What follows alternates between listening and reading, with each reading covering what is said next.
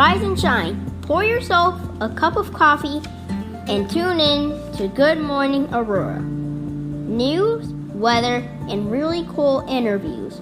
Monday through Friday from 8 to 9 a.m.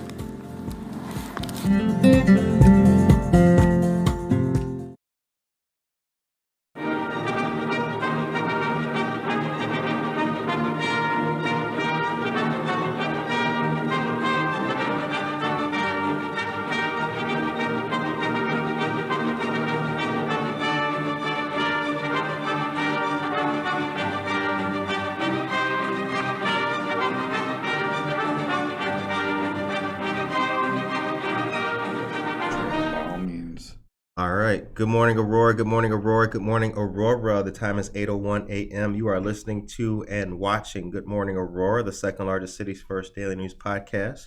We hope that you guys are all doing good today. It's Friday, the 24th of June, and it's a nice day outside.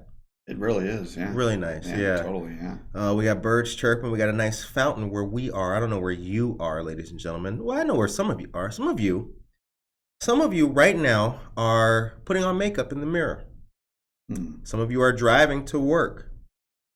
Some of you right this early in the morning. That's what you're doing. You're sipping coffee in your little blue West Aurora alumni cup, and you're at your computer doing emails. I know what you do.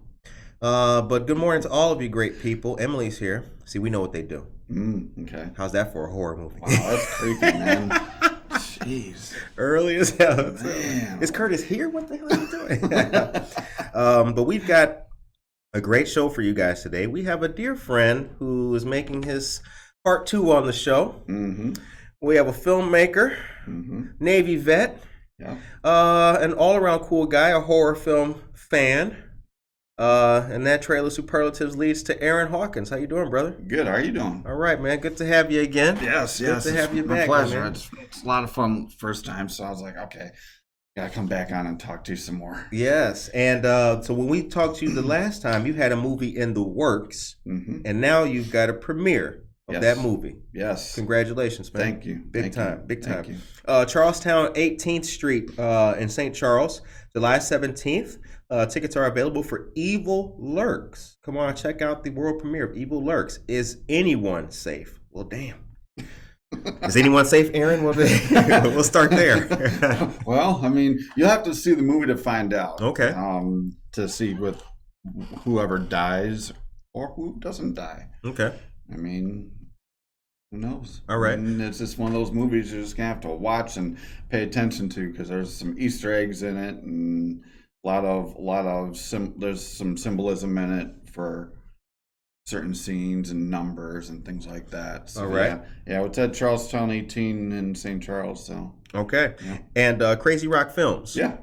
That's your studio. That is my film company, yes. All right. Yeah. Congratulations, my man. Thank you. Cheryl Brownell caught me. Good morning, y'all. Good to see you, Cheryl. Tracy Hodges is here. Happy Friday to you as well, Tracy Hodges. Get to know Tracy Hodges in Restoration 1 of Fox Valley. Any kind of damage you have, smoke, fire, or mold, they can take care of it for you. Trusted professionals in the industry. The time is 8:04. Okay, so it's Friday. Now, I was talking to you off camera and off mic, but we're going to talk about this 4th of July parade thing that's going on here. We'll get to that. Oh, you got opinion on that too. Yes, I do. Our dear listeners here in the city of Aurora, this came to a shock to a lot of them. So we'll talk about that, ladies and gentlemen, coming up here in a moment. But before we get into it, Aaron, where were you born and raised? I was actually born in St. Charles and raised in Batavia, Illinois, which is the neighboring town to Aurora. Okay. Yeah. All right. Now, how did you get your start in film? Oh, man. Well, it goes all the way back to when I was 13, and I am, cough, cough, 47 years old now. You look good, my brother. You don't look a day over 46. So. Oh, jeez. Well, I'm hiding all my gray hair. Or my, whichever way you want to look at it. But I got started when I was in junior high school, just drawing cartoons and things like that. Okay. And then it progressed from there from high school to designing houses in architecture class, and then did my stint in the military, Navy and Army. Okay. And I get bored real easily because I'm an artist, and if I'm not inspired, I just design it and walk away kind of thing. Right. And went to school for graphic design and got a degree in that, and everything that you see, the poster, everything like that, end credits, everything for this movie is designed by me. Okay. All the lettering and stuff like that. I picked the lettering myself because that's what I wanted. And I got started in this industry. Gosh, when was it? Too far along to tell, but I can tell you I went to black box acting in Chicago. Okay. And is trained in the Meisner technique, which is in of itself a little bit difficult to explain unless you actually, get involved in it and things like that. It just makes you a more fearless actor. The Meisner technique. Meisner technique, yes. Okay. Actors and filmmakers out there know what I'm talking about. If they've ever experienced it and actually, trained by it, trained under it. So yeah, I mean, to me, it made me more fearless. I thought I was fearless being in the military, and I was like, okay, cool. Did this? No. Right. This opened up a lot more, within myself to be okay. Yeah, it's okay to, do whatever on camera. Okay. Kind of thing, and have no regrets. Saul Olivas, good morning to you as well. To have no regrets on the camera. Mm-hmm. Kind of a I feel like that just being creative sometimes. Mm-hmm. As I told you, we redid the studio in here, and I knew what I wanted. Mm-hmm. I had it in my head, sat you down, and realized that that's exactly what I wanted. You know what I'm saying? So you got to be creative. Yeah, you got to be creative and just go for it. Because that's exactly what I did with this movie. Between myself and my co-writer, that's what we did. That's what I wanted. I wanted to just take a risk, take a chance. There was things my co-writer's like, well, what if this actor gets up and starts singing? I'm like, why not? Let's do it. Yeah. Let's see how it works. If it doesn't work, we can kill him. We can kill it, and we can kill him. Yes, we can do that, or we can just refilm. We can redo it. We can redo the scene so that she's not dancing. Right. So there's some stuff that hit the cutting room floor that I think looked good when we were filming at the time, but didn't make sense in the overall scheme of things when we put together the movie. So gotcha. Okay. All right. The time is 8:08 a.m., ladies and gentlemen. Okay, so let's get into the news of the day here in the city of Aurora. For those of you who do not know, the city has deemed that the Aurora 4th of July parade is not going to be a parade at all. It'll be a procession. That's right, ladies and gentlemen, a procession. Let's read together. City of Aurora's 4th of July parade will look different this year than in past years. A procession of city-related vehicles will be held around the city instead of the traditional parade downtown. Several parade volunteers received emails from the city's community event manager stating, due to a variety of factors and after careful consideration, the city is shifting the parade to a vehicle procession. The memo said they will not need any volunteer assistance the morning of the parade. Aurora officials said, and in order to reach the broader community, including senior citizens and nursing homes, the city is moving from the traditional downtown parade route to a community procession, including public safety vehicles and a, quote, trolley of heroes, closed quote, filled with local veterans. The city previously used this format in 2020 due to the pandemic, but returned to the downtown parade in 2021. Officials have also noticed a declining number of spectators at the parade over the years. Dozens of Aurora residents posted about the parade change on Facebook to protest their outrage. Yeah. So what do you guys think about it? Let me know in the chat what you think. The time is now 8:09 a.m. Aaron, what do you think? The minute you said procession, my mind went to funeral. Right? And poor choice of words. Now, extremely poor choice of words. This is what I feel about you. Let's scratch that up. Because that alone was the first mistake in trying to sell a good idea. You got to know what to name it. Yes, exactly. Don't call it a procession. And then they mentioned something about I would have called it an veterans. entourage or anything, yeah. They mentioned something about veterans. What are they doing? Put them on the back of a pickup truck or what? Well, you know, veterans. Confused. I mean, let's be honest. We're cool in the back of a pickup truck. You know. Yes, we're cool no matter what we're right. We could be in a Yugo and be cool, man. I mean, get out of here. Let's go. Yep, exactly. Yeah. But I mean, that whole shame on Aurora for that. That's wrong. I mean, a whole parade is to be walking it and having fun and, you know, community involvement and things like that. And if you're part of, like, let's say the VFW, you walk it and hand out flyers and stuff like that. Who knows who you're going to touch, right? Or what veteran is out there or whatever that might be interested in joining that VFW. Didn't even know there was a VFW in that area or whatever. I mean, that's what the kid needs to see. He needs to see the guy in uniform walk up to him with his mom and hand him, that little kid, that flyer. Exactly. Membership. Exactly. Wow. American Legion. Yeah. Or whatever. Yeah. I mean, if it's a little kid that's now old enough to be in the military, then that might spark them to like, okay, I might want to join when I'm 18 or whatever. Right. Or any organization for that matter. You know, even myself as a filmmaker, if I walked in a parade, I would have a banner. I mean, it's good to promote businesses that way. Right. And they missed the mark, honestly, and that's frustrating. Now, here's what I think. I think it's unfortunate.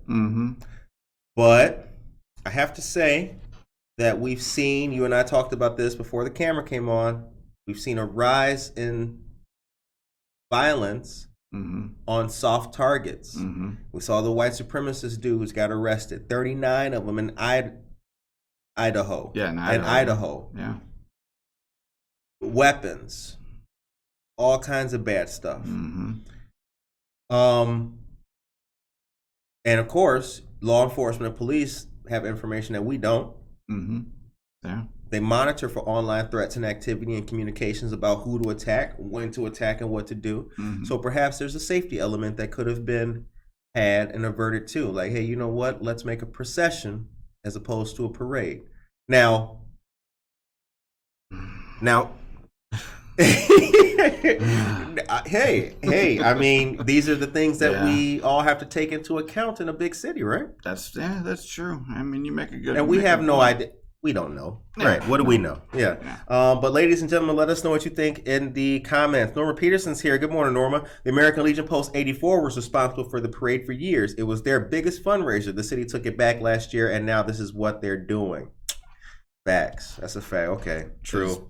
They just proved a little bit of a point there that I made about businesses and organizations. I mean, that's one way that they get their numbers up. I mean, I am part of an organization in Elburn, a Masonic Lodge, and we're going to be in a parade. We're having a pieing contest out there and everything like that, and pie baking contests and stuff like that. And I'm going to be one of the judges, and it's good community involvement. And a lot of people didn't even realize that we were still in existence in that area because I posted on Masons. Yeah, in Elburn. Okay, in Elburn. Yeah, when there's a Masonic Lodge there, people didn't realize that we were still around doing things. But no, we're very, very much active. Just, you know, people don't get out and see us. Right. Yeah. No, I know what you mean. Yeah. Well, they a lot of the service, a lot of those clubs. Elks as well. Those clubs are not as prominent as they used to be. Some of those old halls and buildings are now being used for other things. Yes. So yes, they are. Yeah, they are. But I mean, what it boils down to is community involvement, and I don't think seeing city trucks or some random truck with a snowplow on it in a procession is going to really inspire community involvement. But wait a minute now. But let's talk about this. Oh, hold on. Sorry, guys. Oh boy. Remix. What Emily says, it sounds like they're setting up a precedent to not have certain other parades in the future. I think that's a stretch. I saw a comment about that just last night. It's payback. I think that's a stretch because, again, this is not helping to make us, the city's not liking people more because of this. No. So I don't see people choosing to shoot themselves in each foot every day, right? Let's make another bad decision. I don't see it like that. But I don't know. It's an interesting. Yeah, it is an interesting situation. I mean, man. I mean, I understand what she's saying. I mean, I didn't attend. I did watch online as far as like, well, they were gonna not do the Pride Parade, and then it was back on. They're going back and forth with it. Right. And then I think ultimately it happened. Yeah, right. Ultimately it happened. I think didn't the Aurora police like pay like triple overtime to police officers? Oh yeah, they was paying. Oh yeah. Yeah, it was a good day to make money that day. I would have worked it. It was small absolutely, time. Yeah, absolutely. I would have worked it too. But I mean that should have shown right there that there was community involvement and drawing from other communities as well. Right. So I'm gonna tell. So here's a story about the topic that we're talking about and about the public safety aspect. Because again, I'm not a person who believes that the evil city council decided that they're not. We're just. There is a reason. What that reason is, we have no idea. Yeah, exactly. But I'll tell you this quick story, an anecdote for folks. The day of the Pride Parade, it was really rainy in the morning time, super rainy. I had that camera. That's when it came out, what, $15,000 camera? Yeah. I had that camera, that tripod, had the whole setup, but it's raining. I cannot get that camera wet. So what I did was I went into the parking garage on Stolp and Downer. Yes. Right here. Yes. And I was in like the second tier in the corner, covered, but I got a good shot. And as a veteran, right? As a veteran, it was the greatest place you could be. Yeah. There was also a police officer down in the middle of the street, and if anybody has good eyes, it's law enforcement. I know that he had to see a guy up there. So anyway, long story short, 2 police officers come up there, and they're like, "What are you doing up here?" I'm like, "Oh, I'm just trying to catch some footage. I got this camera. I can't get it wet, so I'm up here to catch the parade." "Oh, who you with?" And I told them I was with Good Morning Aurora, and they like this. Oh, they're like, "Oh, what? That's you?" But they told me, and no, they said, "Listen, we can't have people in this parking garage." Why? Because people have thrown, and it was Pride. People have come up here and thrown shit off of the garage, and all this other kind of people have done that. Man. And they said, "Look, but we see you up here doing, so we're gonna leave." They were like, "You can do what you want." They said, "But if our sergeant comes up here, he's gonna make you leave." They were like, "So you can do what you want with that." And then they left. They just left. Sure enough, about 30 minutes later, like 5 police officers came up there. Yeah. Whoa. And they came up there and they were like, "What are you doing up here?" And I told them the same thing. And they were cool. Right? "Oh, that's cool." But they told me in no uncertain terms, like, "Okay, well, listen, you have to, you can't be in this parking garage. So you can post up anywhere you want, but you just can't be here." So I left. Yeah. And went and then miraculously it got sunny and the day went well. But I understand that element of it. And things may have to be changed. Yeah. You may have to undergo the worst inconvenience, but that's true. That's very true. But anyway, let us know what you guys want to see. The time is now 8:18 a.m. All right, so let's talk horror movies now. All right. And let's talk about what Evil Lurks is all about. And let me cover this for folks so they can't see. I don't want the QR codes. All right, I'm covering the QR code, ladies and gentlemen, but here it is, Evil Lurks. You see that? That's the premiere coming up. Tell us about Evil Lurks, man. Oh, man, I started writing this as a short film back in late 2017. Okay. I would write, delete, and go through that whole process because I just didn't like the way it was done. And I just continued writing. And I wrote it with the intention of it being a 40-minute short film. Because in order to be accepted for the Oscars or whatever Academy Awards, it has to be 40 minutes or less. Okay. So that was my goal. Enter in 2018 at my daytime survival job. A gentleman by the name of Chris Shern. In fact, he lives in Aurora right now. He lives off of Church Road. And he saw the poster that I was designing, and it is an iteration of this, but just the letters, the font was a little bit different. And he goes, "What is this?" And I told him what it was. It's a movie that I'm writing, things like that. And he got interested, and long story short, he wanted to be a part of it. Okay, cool. I was like, you know what? I need a character. I need you to play this role. And his role, he plays a hypnotist. Not the client, but the hypnotist guy, right? Named Harold. And we actually started rewriting the whole entire thing in 2018. Fast forward to May of 2019, first tripod on the ground in Batavia. That was our first scene that we filmed, and then we filmed like on weekends where we could for the next 6 months. Mm-hmm. One of the locations we actually filmed at was the bar in Luigi's in Aurora. Okay. Which was pretty cool. That was a lot of fun, and the film was in the can by around November, December. Okay. We all know what happened in 2020, so let's not talk about that. Even though that was a horror film in of itself. Right. Then we just started. After that, we just started editing. We've been in post production for now 2 years. Okay. Seems like a long time, but we intentionally and or unintentionally, because of COVID, had to do it that way. Right. Because we couldn't realistically release it in 2020. Then we pushed it to 2021. And like, no, let's give us more time. So we decided we're going to release it in July of this year. Okay. A lot of special effects, a lot of sound effects, a lot of cool things going on. You know, obviously sometimes you have to re-record audio. Mm-hmm. You know, ADR, and had to do that for a couple scenes, but overall, it looks good. It sounds good. I've watched this movie now 6 times. Okay. 5 times on my TV to look for any sound deficiencies. And then on Monday of this week, we tested it actually at the theater and the theater room that we're going to be in. And wow. Okay. Is all I can say is, if you like horror movies, if you like a movie that messes with your mind, this is for you. Okay, Evil Lurks. Yes. Ladies and gentlemen, you heard about it here. Aaron Hawkins and Evil Lurks. Very cool stuff. Mm-hmm. Let's get another zoom in on that great flyer right there. Trying to block the QR code so it doesn't start scanning and take you guys elsewhere out of the show. All right. So what did you, when making this, what did you learn in the doing of it?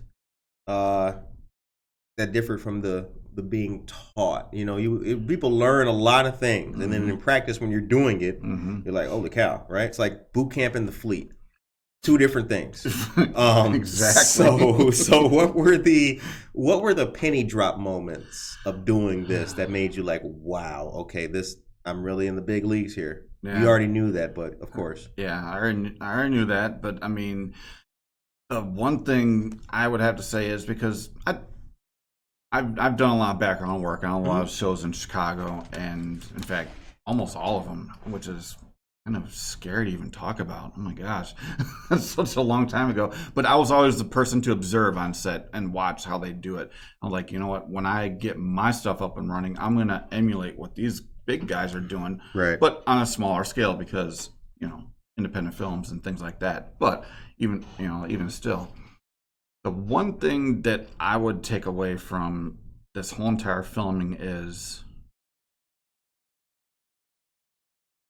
I would say, oh gosh, this is tough because, man, I've learned so much doing it. Mm-hmm. Time management is huge. Okay. I felt that we managed our time good, but we could have done better. Like one day we were on set for over 18 hours in 2 locations. One location in Waukegan and one location in Batavia. That was a very long day. Right. And our call time for the very next day, I think it was like 7 or 8 o'clock in the morning.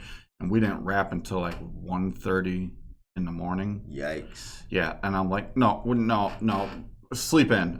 Right. Sleep in, because everything is an interior shot. So that was part of it, as far as planning goes. Also capturing just as much as you can. I think based on other sets I've been on, they may have or may have not captured everything that they could. I think we captured everything that we could and then some. I mean, it's important to if you have if you question it in your mind, like, ooh, do we need that 2-shot? Ooh, do we need an over the shoulder or a shot of like an actor looking up like this at the ceiling or sky? If it's part of the storyline, you feel it can fit, do it. Because what's the worst that can happen? You don't use it. Right. That's the worst that can happen, and it takes up room on your 1 terabyte external hard drive, which I happen to fill. Yeah. That things like that. It's easy to fill it up, though. It is. Yeah. Yep. I mean, I bought a 2 terabyte hard drive just for storage of this movie to archive it. That way, I can free up space on my other one. But yeah.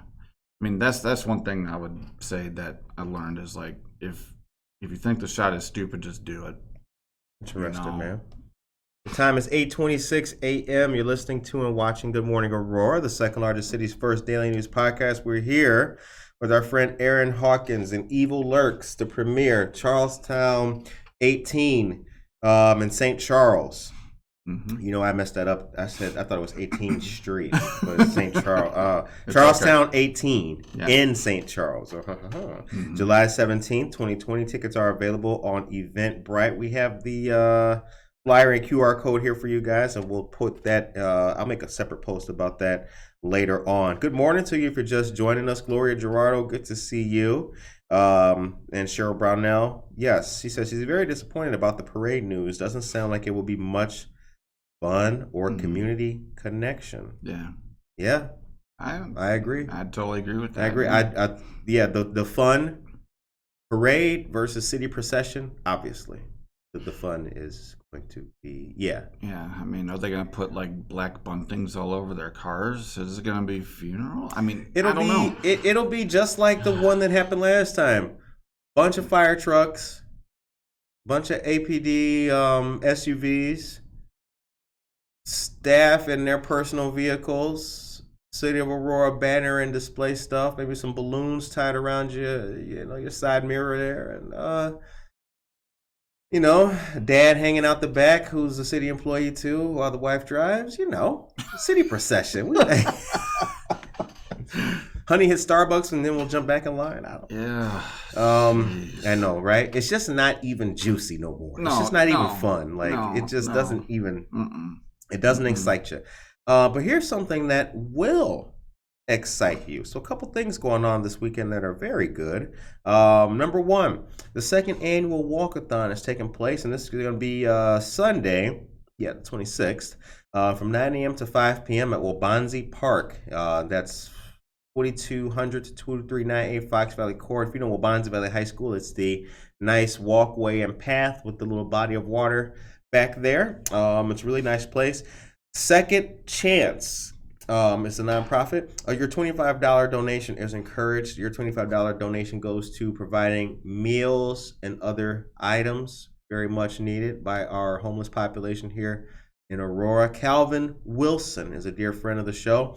For more information, you can call 331-454-0982. The number again is 331-454-0982. Also, don't forget that the Pollinator Festival is taking place this Saturday, tomorrow from 1 to 6 p.m. at Phillips Park Zoo. Now listen to this.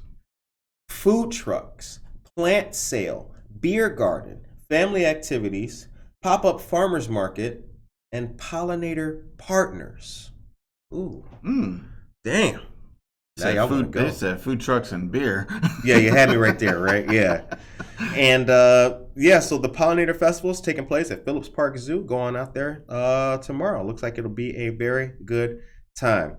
And last but not least, get ready for the next Social Justice Committee meeting, which will be Monday, June 27th at 5:30 p.m. State Representative Barbara Hernandez and local organizer and activist Penelope Torres join them for a discussion on myth-busting trans community stigmas and current work being done for the community. This will be via Zoom. I have the flyer, not the link. I will post the flyer for you guys on our social media. Once again, don't forget, your hashtag for local Aurora news is hashtag Aurora News and hashtag Aurora Media everywhere. LinkedIn, Twitter, Instagram, FaceBizzle, wherever. We got all of the things. TikTok. You got TikTok? Yeah, I don't use it. Well, why do you got it, man? I don't know. Because one of my friends had it, and she posted her TikTok live that she was doing. She was doing some creative artwork or whatever, and I was watching, like, oh, it's pretty cool. Yeah. And she goes, you should get it. I'm like, okay, sure. So I download it, never use it. Right. Make some horror talks, man. Some scary talks. Yeah, Terror talks. I could do. Oh, I could do something like that. You know, yeah. You can do a lot of cool stuff with these apps and all these phones and everything. Mm-hmm. But the last thing about the parade that we were talking about, let me see here. The last thing about the parade. So here's the procession of it. So this year's 4th of July procession will begin at Phillips Park on Aurora's east side at 10 a.m. Travel past Sunnymere Nursing Home before going through downtown. The procession will continue through the west side of Aurora, travel back east on Indian Trail to the far east side before heading south on Neola Road. The procession will conclude at Aurora Fire Station 12 at Neola Road and Haffenrichter. That is a long procession. Yeah. Now, it's not a parade, but the route will have designated, quote, candy zones, close quote, where procession will slow down and candy will be distributed to spectators. Isn't that? Are you not entertained? Isn't that enough for you, Aaron Hawkins? Not really. Dear people of Aurora, you'll get candy. Tracy Hodges says, got you, with the alliteration, terror talks. They like that. That's Come on, man, think about it. And you heard it here. You heard it here. I'll put that in there, Terror talks, man. I'm telling you. The annual 4th of July fireworks, ladies and gentlemen, fireworks. Don't forget, fireworks are going to be happening later in the evening of the 4th at River Edge Park and McCullough Park, with fireworks beginning at 9:15 p.m.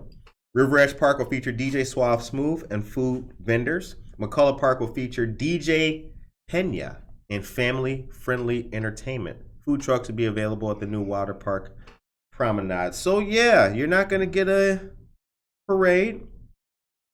You're not getting a parade at all, but you will get a procession. You will get to see all of your city officials, and you will get candy. So be happy with that. Good morning, Aurora. Happy Friday to you as well, Tracy Duran. So here's my next question. Sure. And this is the question, probably the most important question of all. Mm-hmm. What makes a good horror movie? What are the elements that one must have for a good horror movie? If you're trying to make a good horror movie, man, well, I mean, what do you need? There's different subgenres within the horror realm to begin with. So I would like to say I would say the staple is blood. You gotta have blood in a horror movie. I mean, what's the point? I mean, if you're not gonna have blood, you might as well be watching Driving Miss Daisy. Okay. You know, I mean, killing, blood, that sort of thing. I think those two are pretty important. With mine, you're gonna see killing. You're gonna see blood. I mean, the blood is. I'm gonna leave it up to interpretation, but there is blood. And yeah, mine is a supernatural kind of mess with your mind. There's some drama and there's a couple comedic elements in it as well. Okay. In fact, one of the scenes that we were filming on the 18-hour day, I just kept the camera rolling just because, and for no apparent reason, and my actor was going through his scene and he injured himself. He injured himself? Yeah, nothing too severe. Okay. But he audibly said something. I'm trying not to give too much away, but he audibly said something that the the audio picked up, and we used it. It was an oops, but we used it. Okay. So, which is cool.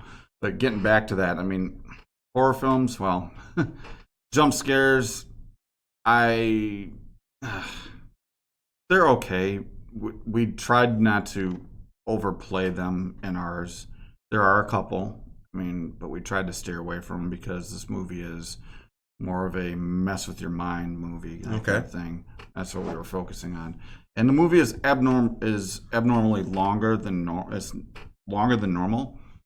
Typically a horror movie is what, hour and a half? Yeah. How long is yours? 2 hours and 28 minutes long.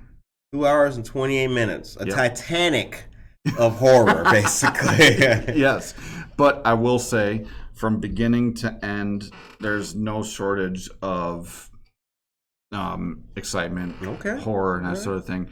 Even the end credits. I did something that I have not seen personally in end credits, and I'm sure hopefully no one else has seen before. So we'll see how that plays out. Daniel Barrero is here. Good morning to you as well. TGIF. That's the acronym of the day. Thank God it's Friday. It's been a heck of a week, ladies and gentlemen, but we've made it. We had some great interviews this week, so we're glad to be here. We have our dear friend Aaron Hawkins back on the show. Aaron, since we got the... Hold on, let's put the camera on you. Let's wave to the people, man. How you doing? Yes, Aaron Hawkins, part 2. Yes. Evil Lurks. If you are just tuning in, this movie here, Evil Lurks, we interviewed Aaron last year, and he had this in the works, and now the premiere is July 17th.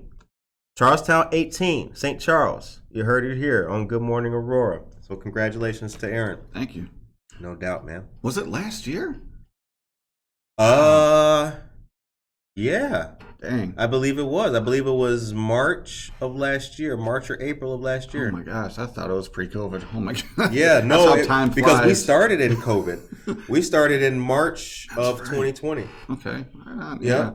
Or we started in April of 2020, but the first first episode I actually kept from recording was in May. So yeah. Cindy Morales is here as well. Thank you, man. So, jump scares. You said it's not heavy on jump scares. Jump scares are just those quick. Yeah. Okay. Yeah, it's not heavy on jump scares. I mean, like I said, it's a psychological horror film. Am I boring you all of a sudden? No, my bad. That was terrible. My bad. See, I should have the camera on you. I'm just kidding. What a ball buster. What a ball buster. Hey, man. How could you do me like that, man, on my own show? Sorry. No, you know what? Aaron, you know how it is. Yes, I do. Yes, it's hectic, man. It's hectic out here. I've been up since 3:30. Man. I've been up since 3:30, man. Yep. I know the feeling. Oh, so I know the feeling. I've been messing with that green screen too. That's good though. Yeah. I mean, getting back to the movie, the movie is a supernatural horror, mess with your mind. It's, like I said, it does have some jump scares in it, but nothing over the top. Nothing, I'm not gonna, like every other scene, a jump scare. That's me. That's overkill. I'm curious how it was working with actors and sourcing actors for this. Were they all people that you knew, or did you go through the process of looking at headshots and kind of, I guess, auditioning and having those kind of auditions for what you needed in the right time, in the right place, and the right person?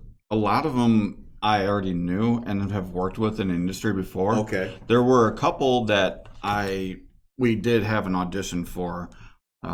It's actually the lead role name of Kimberly, and she's the female lead in my movie, and I should say our movie, because this movie is less about me but more about everyone else in the movie and that's involved.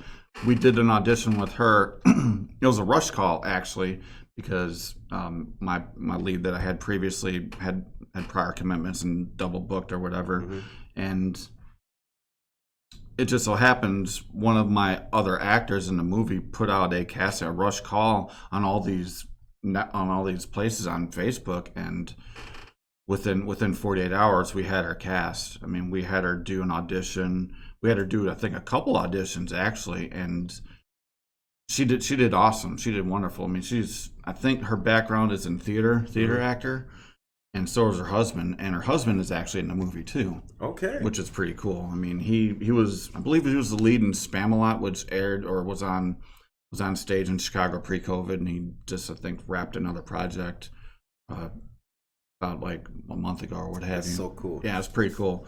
Pretty cool to have that kind of dynamic on set and work with that. And it's really, really neat. But yeah, everyone other than the lead actress and her husband, and I think there might be a couple others I already knew personally, and I've worked with on set personally before. Now, did you write yourself in the movie too, or do we have to wait to see? Did you do like a Quentin Tarantino where you're the guy giving coffee in his own house? No, I pulled a Stan Lee with a little cameo. Okay, word. Yeah, I like that. I mean, people. I've been asked before, why didn't you take the lead? Why didn't you take a bigger role? Because it's not about me. Right. I was and still am a filmmaker, but I was directing it. I didn't want to, take a big role and have to worry about directing at the same time. I mean, yeah, my AD could have done it, but that's not the point. The point was to showcase local talent in this area, whether it's Chicago or anywhere in Illinois. In fact, the teenager that is in the movie, she's from Murfreesboro, which is 6 hours from here. 6-hour drive in Illinois. And that's the furthest away. The other one, she was living in Illinois, but she moved to San Diego. Okay. Good friend of mine. And so I would like to say 100% of the actors came from Illinois. 100% of the crew came from Illinois. All right. Which is good. So I believe really in supporting local talent that way. Much appreciated. That's good, man. I personally think I achieved that with this movie. Good. I think we did. I mean, congratulations. Thank you. Yeah, it's a lot of work, but it was fun.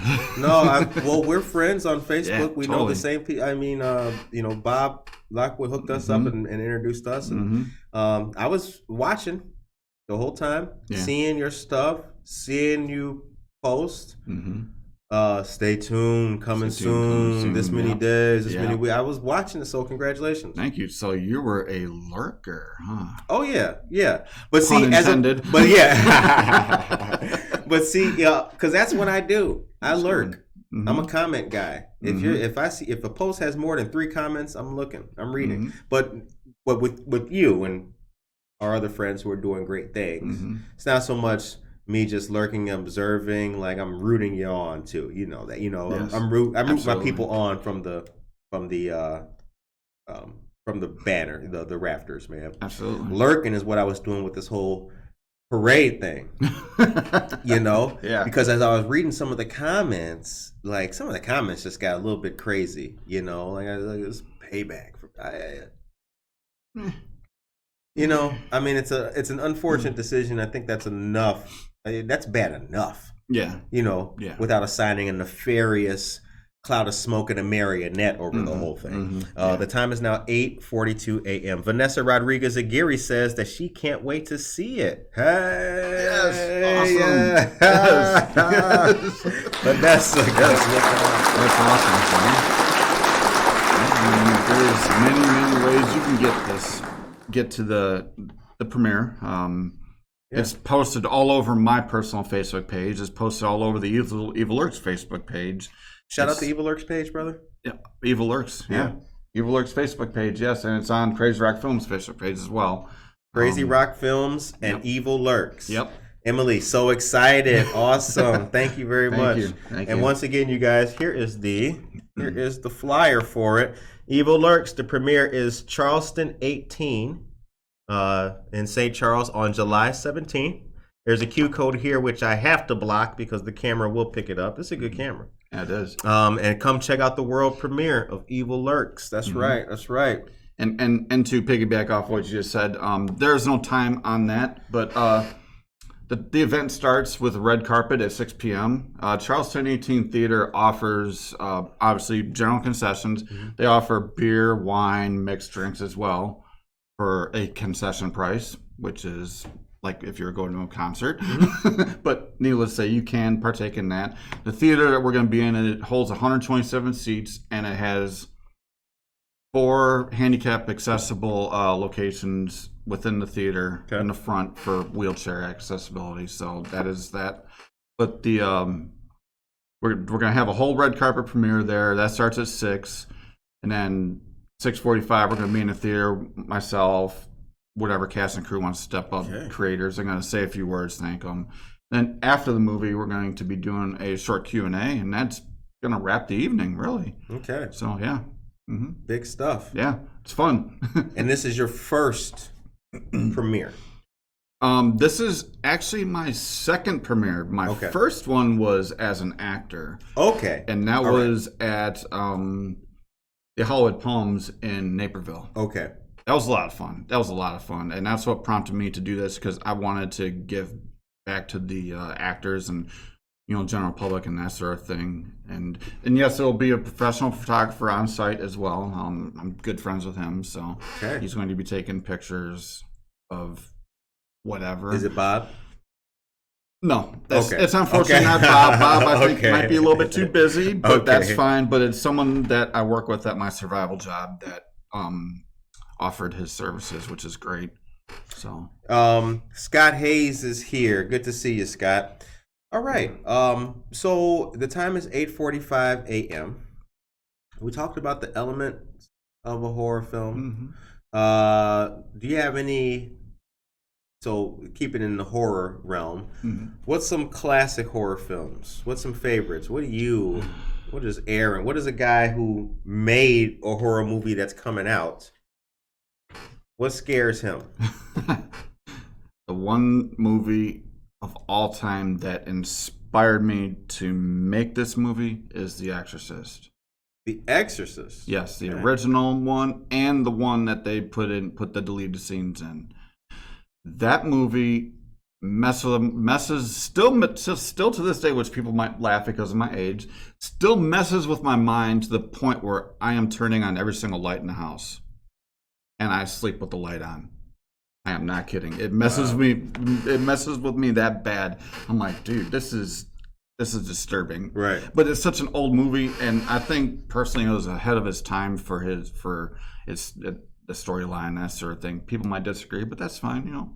That's my opinion. What do you mean? Ahead of time because of the storyline? Yeah, because of the storyline and because of what they did, the whole levitation and that sort of thing. I mean, well, it was.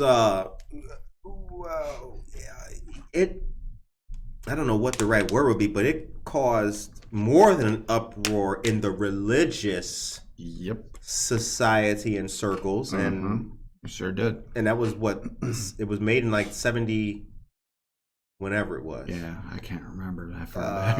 I don't think I was even born when it was made. But yeah, so it did. Yeah. Okay. Yeah, and I think that movie transcends through the decades as well. I mean, because it's still a popular movie. Should they remake it? Should they do a sequel? Absolutely not. Leave it alone. Right. Just leave it be, because I mean it's a classic. What made that movie so scary, you think? For me personally, the whole man, I mean it got into my mind. I don't know why it did. I would think, I mean, visually, seeing the person's head spin around, the levitation, the way the girl walked down the stairs, like in that whole backwards crab looking that was thing. Really, that's kind of weird. Yeah, and that's disturbing for some people. People might think, that's nothing. I've seen worse. Well, yeah, there's a lot worse out there. In fact, I own a lot worse of a movie on Blu-ray, which I watched one time. What movie is that? It is titled, not to give it too much press, but it is titled a Serbian film. In fact, it was banned in Serbia for many years. It was dubbed the scariest movie in the world. No, it's the most disturbing movie in the world. Wow. It is. We'll talk off microphone about it. Trust me. It's a family show. Okay, yes, thank you very much. I want to keep it clean. So, like that. Cindy said, hold on, I want to read what she said. She said, Tracy said, Coyote and I love the Rob Zombie version of Halloween. We also love the original, but the Rob Zombie version gives a more realistic look at Michael Myers' family life. It's a really good horror suspense series on Netflix called Midnight Mass. Has a really freaky ending. I've heard of that one. I've heard Midnight of that Mass. One. Yeah, I've heard of that one. And another movie that's done by a family. They call themselves the Addams Family because that's their last name is Addams. They're out of New York and they're independent filmmakers. They did a movie called Hellbender, which is on Shudder, and I've been talking to them back and forth. Just what they used to film. They used an old digital SLR camera to film it, and it turned out awesome. Really? I am for what the budget was and what they were using, and the lighting or lack thereof. Right. It turned out great. You can do a lot with the little meager stuff that you have. So I was telling you, I've been using that camera with that green screen. The biggest issue right now is that it produces, literally 180 seconds of footage of anything produces almost 2 gigs.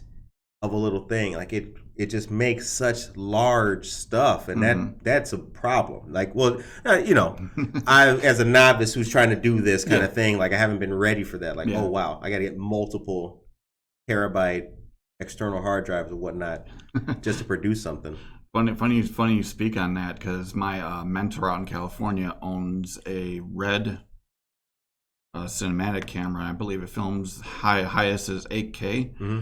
8K. 8K, yes. He has a 90, and I'm not exaggerating, a 90 terabyte external hard drive to store films that he uses. He films with that camera. So the higher the quality, the bigger the drives are going to need. We filmed in 1080 for Evil Lurks because we didn't want the clarity. We wanted, because a horror film has to be dirty, in my opinion. It has to have that grime and grit and just dirtiness. That's what made Exorcist scary. Exactly. One of the elements, yeah. I mean, I think that has a lot to play into it. I mean, nobody wants to see in 4K a horror film, someone's pores or what they ate last week for dinner. Right. You don't want to see that. Right. You want to get in the movie and just feel it. Exactly. You're gonna feel this movie, especially when the bass hits in certain locations. We screen tested this sucker at the theater. It vibrated the movie theater. It was awesome. Okay. And we measured a decibel level. The highest I think it got was like 122 decibels. So so your first premiere was as an actor. Yes. This is your second premiere as a filmmaker. Yep, filmmaker and director, yeah. Mm-hmm. So what's the third incarnation going to be of Aaron Hawkins? What's next? President? What the hell's how you gonna follow that up, bro? What's the haps, man? Funny, Alejandro, good morning. Funny you mentioned that. When we were filming Evil Lurks, I actually started writing a sequel to it. That is still in the works. I am actually writing another horror film, which I have titled Doomsday. The title is a working title, means I can change it at any time. With another fellow filmmaker and close friend, Mr. Dre Boyd.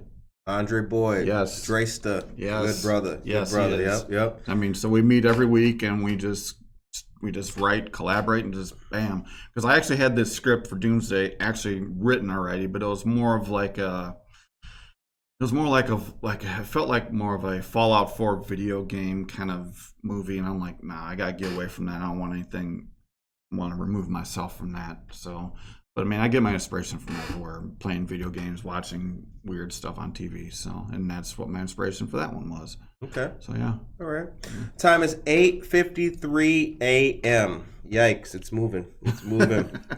Happy Friday to you, Alejandra, as well. So we talked about a lot. Mm-hmm. We got to debut and mention Evil Lurks again. Mm-hmm. Crazy Rock Films is on Facebook. Yes, it's on Facebook. What else was it? It wasn't just Crazy Rock Films. Evil Lurks is on Facebook. Evil Lurks is on Facebook as well. Yeah. What's next? Well, after the screen test of this movie, we all breathed a collective sigh of relief. Which was great. And now the 17th is when it debuts. Yes. What's the now till then look like? Now till then is me taking the movie, putting watermarked on it for distribution companies. So if, let's say XYZ Distribution wants to talk, they want to see the movie, I put their name across as a watermark and send them a link, and here's the screener. Let's talk business. During the filming, we had a grand total of 10 distribution companies reach out to us, one being in the UK. Mm-hmm. One is a former CEO of MGM, so he owns his own distribution company, and that is the first person I'm going to go to. Right. Because not saying anybody else doesn't know what they're doing, but I'm gonna go aim high. Right. Aim high is what I'm getting at. Absolutely. Swing for the fences. Swing for the fences and get that home run, man. I mean, and one thing I've learned in this business, you get told no a lot, but if you turn the word no on its And no means next opportunity. So if you look at it from that perspective, it's not negative. Right. So, and that's a good thing. So, yeah, that's what I'm doing from now until the premiere. I'm also going to be cutting up the footage for the actors so they can have it for the demo reels. So that's important. That's very important. For an actor. Yeah, because that's one aspect of an actor's calling card or business card, if you will, is seeing their performances. Yeah. Yeah. Well, I look forward to seeing you at the Cannes Film Festival and all that or something, so I can be like, yo, I know that dude. I interviewed your boy. Yeah. So congratulations. Thank you.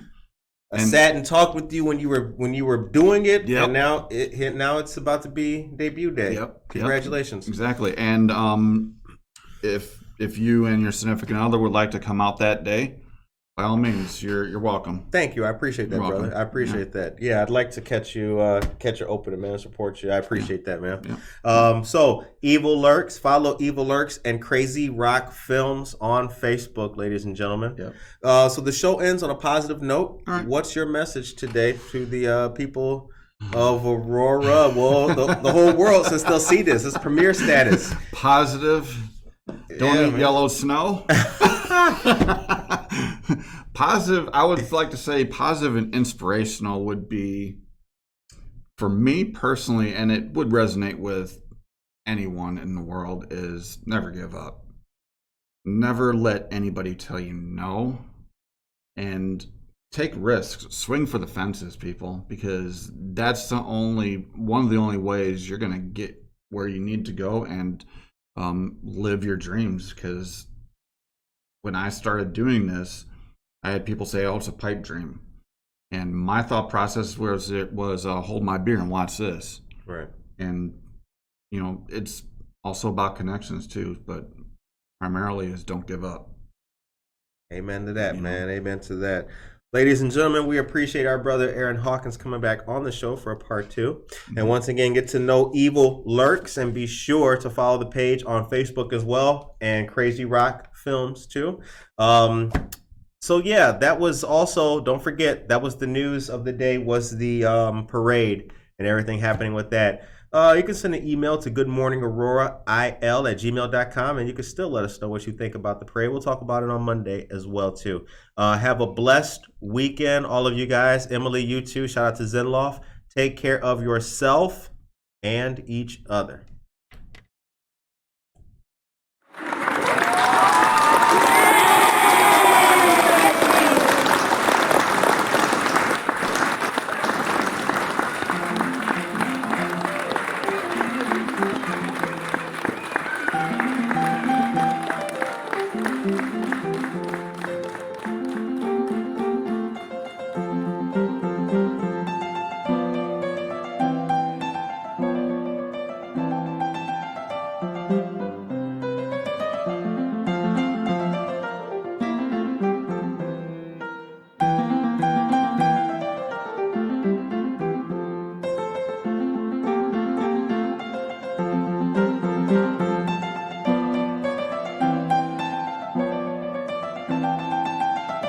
Thank you.